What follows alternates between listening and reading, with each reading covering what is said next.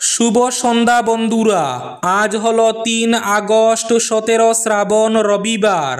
আজকের সন্ধ্যার বিশেষ বিশেষ খবরগুলি হলো: দক্ষিণ করিমগঞ্জ বিধানসভা কেন্দ্র পাকিস্তান ছিল আগে, এখন হিন্দুস্তানে অন্তর্ভুক্ত হয়েছে। আলটপকা মন্তব্য করে ফের বিতর্কে বিধায়ক বিজয় মালাকার। দক্ষিণ করিমগঞ্জকে পাকিস্তান আর পাতারকান্দিকে হিন্দুস্তান হিসাবে উল্লেখ করে আলোচনায় বিধায়ক বিজয় মালাকার। কংগ্রেসের অভিযোগ, মন্তব্যটি বিভাজন সৃষ্টির চেষ্টা, আইনি পদক্ষেপের হুঁশিয়ারি। বিধানসভা নির্বাচনের 2 থেকে 3 মাস আগে অগপতে যোগদান করব, বিজেপিতে যোগদান করব না। বিজেপির প্রতীকটা দেখলে মুসলিম মানুষরা খারাপ পায়, বললেন বিধায়ক সিদ্দেক আহমেদ। শিলচরে আটক ভুয়ো চিকিৎসক। শিবসুন্দরী নারী শিক্ষাশ্রমে বৈধ নথি ছাড়া ধরা পড়ল ভুয়ো চিকিৎসক। রাজ্যের ভিন্ন প্রান্তে প্রতিটি মাসে একটাও হলেও উচ্ছেদ চলবে, আজ ঘোষণা মুখ্যমন্ত্রী ডক্টর হিমন্ত বিশ্ব শর্মার। নির্বাচন কমিশনের নিরপেক্ষতা নিয়ে গুরুতর প্রশ্ন তুলে কেন্দ্র সরকারকে নিশানা। ভোটার তালিকা সংশোধন নিয়ে সংসদে আলোচনা চান গৌরব গগৈ। মহাদেবের মাথায় জল ঢালতে যাওয়া পুণ্যার্থীর গাড়ি নদীতে, মৃত্যু 11 জনের। মিজোরামের এক্সকেভেটর দুর্ঘটনায় প্রাণ হারালেন শিলচরের পূর্ব গোবিন্দপুরের যুবক। হাইলাকান্দিতে ফের এক নবজাতক উদ্ধার। স্বচ্ছ সর্বেক্ষণ 2024-এ রাজ্যের শীর্ষ 4 শহরের মধ্যে শিলচর। শিলচর পুর নিগম পেল ওডিএফ স্বীকৃতি এবং garbage free city 1 star rating. পুনর্বাসন না দিয়ে উচ্ছেদ অমানবিক ও নিন্দনীয়, বললেন মৌলানা আব্দুল জলিল নিজামী। এবং শেষ খবরটি, স্বাধীনতা দিবসকে সামনে রেখে কড়া পুলিশি নজরদারি বদরপুরে। শহরের গুরুত্বপূর্ণ মোড়ে সিসিটিভি ক্যামেরা, চলছে তল্লাশি।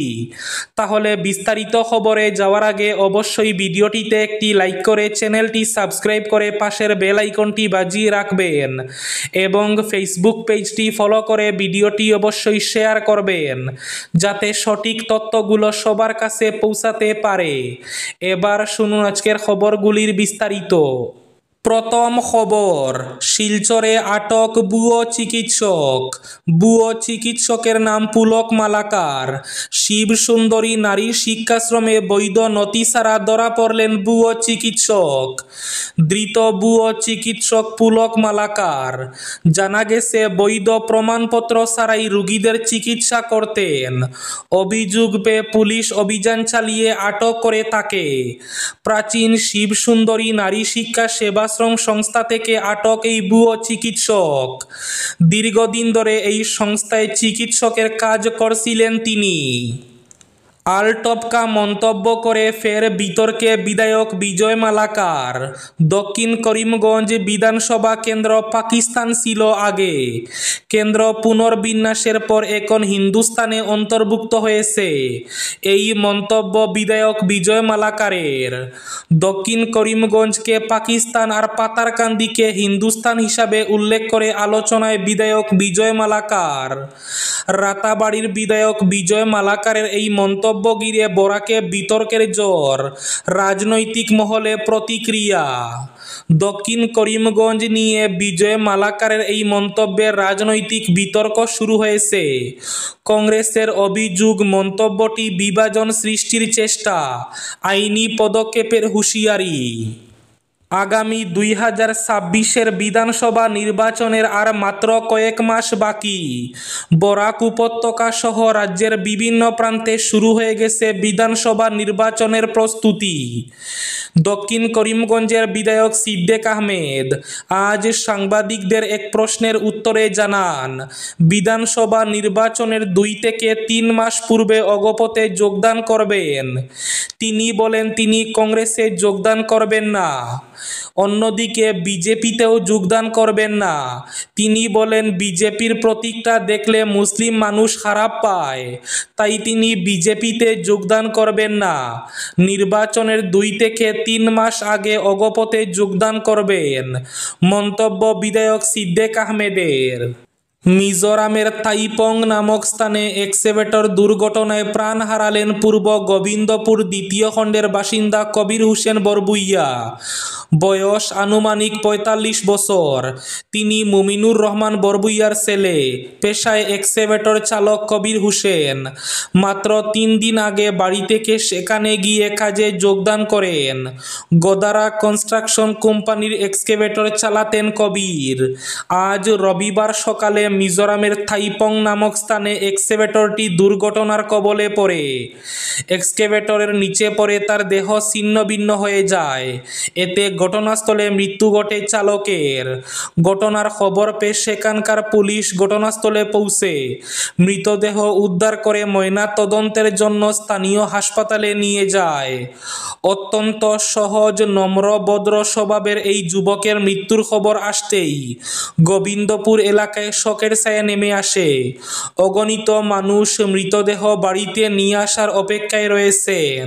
মহাদেবের মাথায় জল ঢালতে যাওয়ার পথে বিপত্তি।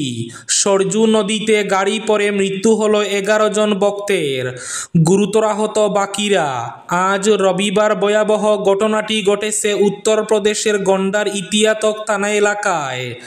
শ্রাবণ মাসের সোমবারে মহাদেবের মাথায় জল ঢালার জন্য ব্যস্ত ভক্তরা। জানা গিয়েছে, এদিন পৃথ্বীনাথ মন্দিরের উদ্দেশ্যে যাচ্ছিল বোলেরো গাড়িটি। গাড়িতে 15 জন ভক্ত ছিলেন। গন্ডা এলাকায় নিয়ন্ত্রণ হারিয়ে গাড়িটি সরজু নদীতে গড়িয়ে যায়। ঘটনাস্থলেই মৃত্যু হয় 11 জনের। বাকিদের অবস্থা আশঙ্কাজনক। ভোটার তালিকা সংশোধন নিয়ে সংসদে আলোচনা চান গৌরব গগৈ। আসাম প্রদেশ কংগ্রেসের সভাপতি তথা লোকসভার উপনেতা গৌরব গগৈ নির্বাচন কমিশনের নিরপেক্ষতা নিয়ে গুরুতর প্রশ্ন তুলে কেন্দ্র সরকারকে নিশানা করেন। তিনি বলেন, নির্বাচন কমিশনের নিরপেক্ষতা নিয়ে আজ সাধারণ মানুষের মনে প্রশ্নচিহ্ন তৈরি হয়েছে। সেই কারণেই আমরা সংসদে এই বিষয়ে আলোচনা চাইছি। গৌহাটিতে অনুষ্ঠিত আসাম প্রদেশ কংগ্রেস কমিটির সম্প্রসারিত কার্যনির্বাহী সভার আগে সংবাদ মাধ্যমকে তিনি জানান, নির্বাচন কমিশনারকে যেহেতু সরকারি নিয়োগ করে, তাই এই বিষয়ে সংসদে আলোচনা হওয়া উচিত। অথচ বিজেপি নেতৃত্বাধীন কেন্দ্রীয় সরকার সংসদে এই বিষয়টি নিয়ে কোনো আলোচনা করতে দিচ্ছে না। সরকার কিছু লুকোতে চাইছে।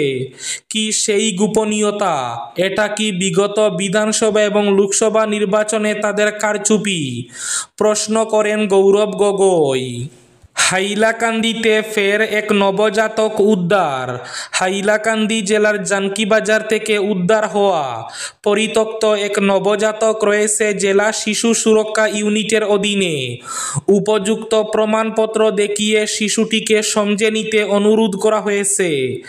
এ বিষয়ে রাজ্যের মহিলা এবং শিশু উন্নয়ন বিভাগের অধীন হাইলাকান্দি আব্দুল গনি রোডের জেলা শিশু সুরক্ষা ইউনিট কার্যালয়ের জেলা শিশু সুরক্ষা আধিকারিক জালাল উদ্দিন শনিবার জানিয়েছেন, গত মাস দেড়েক আগে হাইলাকান্দি পুলিশের সহায়তায় হাইলাকান্দি জেলার জানকীবাজারে এটিএমের সামনে ভোর 5টা নাগাদ পরিত্যক্ত অবস্থায় একটি নবজাতক শিশুকে উদ্ধার করা হয়েছিল।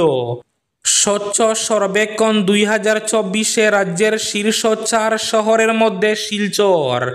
শিলচর পুর নিগম পেল ওডিএফ স্বীকৃতি ও garbage free city 1 star rating. স্বচ্ছতার ক্ষেত্রে এক অভূতপূর্ব জয়। শহরের বুকে উজ্জ্বল দৃষ্টান্ত গড়ে তোলার নীরব প্রচেষ্টার স্বীকৃতি এবার কেন্দ্রীয় স্তরে। শিলচর পুর নিগম পেল দেশের বৃহত্তম নগর পরিচ্ছন্নতা সমীক্ষা স্বচ্ছ সর্বেক্ষণ 2024 ওডিএফ প্লাস স্বীকৃতি এবং গার্বেজ ফ্রি সিটির 1 স্টার মর্যাদা। ফলে বরাক উপত্যকার এই শহরটি উঠে এলো দেশের জাতীয় পরিচ্ছন্নতা সূচকের গুরুত্বপূর্ণ স্থানে। আর অসমের মধ্যে মাত্র 4টি শহরের মধ্যে একটি হয়ে উঠল পরিবেশ বান্ধব পরিচ্ছন্ন নগর হিসাবে। পুনর্বাসন না দিয়ে উচ্ছেদ অমানবিক ও নিন্দনীয়, বললেন মাওলানা আব্দুল জলিল নিজামী। অসমের বিভিন্ন এলাকায় সরকার উচ্ছেদ অভিযান অব্যাহত রেখেছে। এই উচ্ছেদ অভিযানকে অমানবিক আখ্যায়িত করে বিভিন্ন সামাজিক সংগঠনের তীব্র নিন্দা এবং ধিক্কার জানিয়েছে। শনিবার একইভাবে পুনর্বাসন না দিয়ে উচ্ছেদ অভিযানকে অমানবিক বলে আখ্যায়িত করে তীব্র নিন্দা জানিয়েছেন উত্তর পূর্বাঞ্চল আহলে সুন্নত ওয়াল জামাতের মুখ্য উপদেষ্টা তথা রাতাবাড়ী টাইটেল মাদ্রাসার শায়খুল হাদিস হযরত মাওলানা আব্দুল জলিল নিজামী। তিনি বলেন, বনাঞ্চলে অবৈধভাবে দখলকারীদের উচ্ছেদ করতে পারে সরকার, তবে হাইকোর্ট ও সুপ্রিম কোর্টের আদেশকে মান্যতা দিয়ে ভূমিহীনদের পুনর্বাসন সহ আর্থিক সাহায্য প্রদান না করে উচ্ছেদ অমানবিক। এমন অমানবিক উচ্ছেদ অভিযানের তীব্র ভাষায় নিন্দা এবং ধিক্কার জানান তিনি। এবার শেষ খবরটি। স্বাধীনতা দিবসকে সামনে রেখে কড়া পুলিশি নজরদারি বদরপুরে। শহরের গুরুত্বপূর্ণ মোড়ে সিসিটিভি ক্যামেরা, চলছে তল্লাশি। স্বাধীনতা দিবসকে সামনে রেখে বদরপুর থানা এলাকায় নিরাপত্তা ব্যবস্থা আরও কড়া করা হয়েছে। বৃহস্পতিবার সন্ধ্যা থেকে বদরপুর থানার উদ্যোগে ব্যাপক তল্লাশি অভিযান শুরু হয়েছে। বিশেষ করে শিলচর শ্রীভূমি ও পার্শ্ববর্তী এলাকা থেকে আসা ব্যক্তিগত যানবাহনের উপর বিশেষ নজরদারি চালানো হচ্ছে। থানার সামনে বিশেষ তল্লাশি চৌকিতে একদল পুলিশ কর্মী নিয়মিত গাড়ি থামিয়ে চালক ও যাত্রীদের পরিচয়পত্র যাচাই করছেন। পাশাপাশি যানবাহনের ভেতরে তল্লাশি চালানো হচ্ছে যাতে কোনো ধরনের অবৈধ দ্রব্য বা সন্দেহজনক কিছু বহন করা না হয়। এই অভিযান চলবে আগামী 15 আগস্ট পর্যন্ত। এই ছিল আজকের সন্ধ্যার বিশেষ খবরগুলি। ভিডিওটি অবশ্যই লাইক করে শেয়ার করে দেবেন।